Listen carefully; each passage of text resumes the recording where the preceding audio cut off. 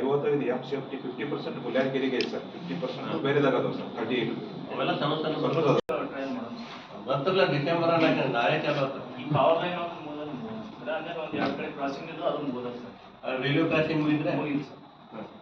Pump motor ಕುಣಿಸಿ ಅದನ್ನ extend ಮಾಡಕ್ಕೆ ಹೇಳಿದೆ ಸರ್. ಬದಲು ಡಿಸೆಂಬರ್ 15 ಒಳಗೆ ಅದನ್ನ ಅಧಿವೇಶನ ಒಳಗೆ ಅದನ್ನು ಚಾಲು ಮಾಡೋಣ.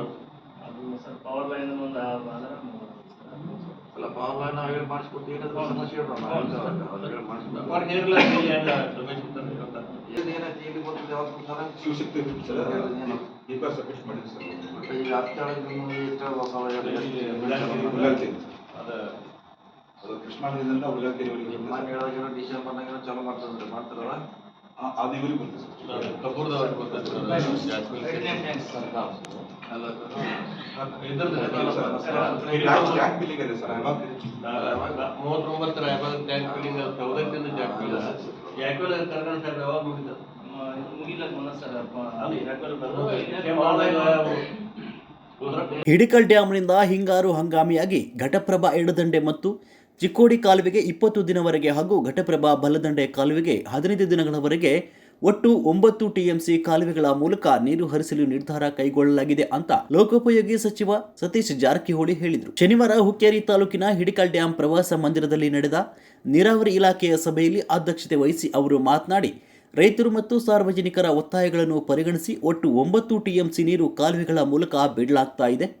ಈ ನೀರು ಮುದೋಳ್ ಬೆಳಗಿದ್ದವರೆಗೆ ಹೋಗುವುದರಿಂದ ರೈತರು ಸರಿಯಾಗಿ ಸದ್ಬಳಕೆ ಮಾಡಿಕೊಳ್ಬೇಕು ಅಂತ ಹೇಳಿದರು.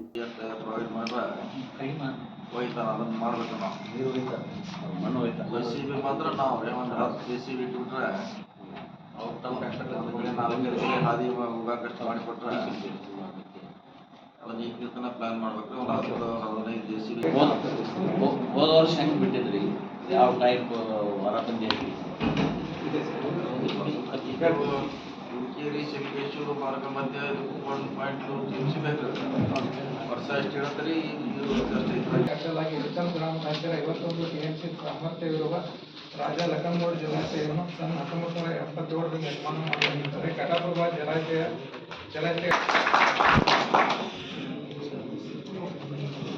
ಬೆಳಗಾವಿ, ಹುಕ್ಕೇರಿ, ಸಂಕೇಶ್ವರ ಮತ್ತು ಮಾರ್ಗ ಮಧ್ಯದ ಗ್ರಾಮಗಳಿಗೆ ದಿನಾಂಕ 31/7/2025 ಅಂತ್ಯದವರೆಗೆ ಅವಶ್ಯವಿರುವ ಕುಡಿಯುವ ನೀರಿನ ಪ್ರಮಾಣ 1.270 TMC ಇಡಲಾಗಿದೆ. ಮುದೋಳ್, ಬಾಗಲಕೋಟ ಮತ್ತು ಮಾರ್ಗ ಮಧ್ಯದ ಗ್ರಾಮಗಳಿಗೆ ಅವಶ್ಯವಿರುವ ಕುಡಿಯುವ ನೀರಿನ ಪ್ರಮಾಣ 3 TMC ನೀರು ಮೇ 2025ರವರೆಗೆ ಇದೆ. ಹೆಚ್ಚುವರಿಯಾಗಿ 2 TMC ಕುಡಿಯುವ ನೀರಿನ ನೀಡಲಾಗುವುದು ಅಂತ ಹೇಳಿದರು. ಜಲಾಶಯದಲ್ಲಿನ ಮರಳು ಎತ್ತಲು ಸೂಚನೆ. ಹಿಡಿಕಲ್ ಡ್ಯಾಂ ಹಿನ್ನೀರಿನ ಪ್ರದೇಶದಲ್ಲಿರುವ ಮರಳನ್ನು ಸುಮಾರು 15 JCB ಸಹಾಯದಿಂದ ಬೇರೆ ಬೇರೆ ಕಡೆಗೆ ರಸ್ತೆಯನ್ನು ಮಾಡಿಕೊಟ್ಟು ಮರಳು ತೆಗೆಯಿರಿ. ಇದಕ್ಕೆ ಅಧಿಕಾರಿ ಮುತುವರ್ಜಿ ವಹಿಸಬೇಕು ಸೂಚಿಸಿದರು. ನೀರಾವರಿ ಇಲಾಖೆಯ ವ್ಯಾಪ್ತಿಯಲ್ಲಿನ ಪಂಪ್ ಸೆಟ್ ತೆರವುಗೊಳಿಸಿ ರಾಯಭಾಗದ ಚಿಂಚಲಶ್ರೀ ಮಯಕ್ಕಾದೇವಿಯ ಜಾತ್ರೆ ನಿಮಿತ್ತ 2 TMC ನೀರು ಕಾಲುವೆಗೆ ಬಿಡಲಾಗುವುದು. ಹಾಗೂ ರಾಯಭಾಗದ ವ್ಯಾಪ್ತಿಗೆ ಬರುವ ಹಲ್ಯಾಳ ಕೆರೆಯ ಸುತ್ತಲೂ ಇರುವ 500 ಮೀಟರ್ ವ್ಯಾಪ್ತಿಯಲ್ಲಿನ ರೈತರ ಪಂಪ್ ಸೆಟ್ಗಳು ಅಧಿಕೃತ ಇಲ್ಲ. ನೀರಾವರಿ ಇಲಾಖೆ ವ್ಯಾಪ್ತಿಯಲ್ಲಿ ಬರುವ ಎಲ್ಲ ಪಂಪ್ ಸೆಟ್ಗಳನ್ನು ತೆರವು ಮಾಡಬೇಕಂತ ಅಧಿಕಾರಿಗಳಿಗೆ ಸೂಚನೆ ನೀಡಿದರು. ಚಿಂಚಲಿ ಮಾಯಕ್ಕದೇವಿ ಜಾತ್ರೆಗೆ 2 TMC ನೀರು. ಚಿಂಚಲಿಯ ಮಾಯಕ್ಕದೇವಿ ಜಾತ್ರೆಗೆ ಮಹಾರಾಷ್ಟ್ರ, ಕರ್ನಾಟಕ ಸೇರಿದಂತೆ ವಿವಿಧ ರಾಜ್ಯಗಳಿಂದ ಲಕ್ಷಾಂತರ ಜನ ಭಕ್ತ ಸಾಗರವು ಆಗಮಿಸಿರುವುದರಿಂದ ಮಾಯಕ್ಕದೇವಿ ಜಾತ್ರಾ ಮಹೋತ್ಸವಕ್ಕೆ ನೀರು ಒದಗಿಸುವ ನಿಟ್ಟಿನಲ್ಲಿ 2 TMC ನೀರು ಕಾಯ್ದಿರಿಸಲು ಅಧಿಕಾರಿಗಳಿಗೆ ತಿಳಿಸಿದರು.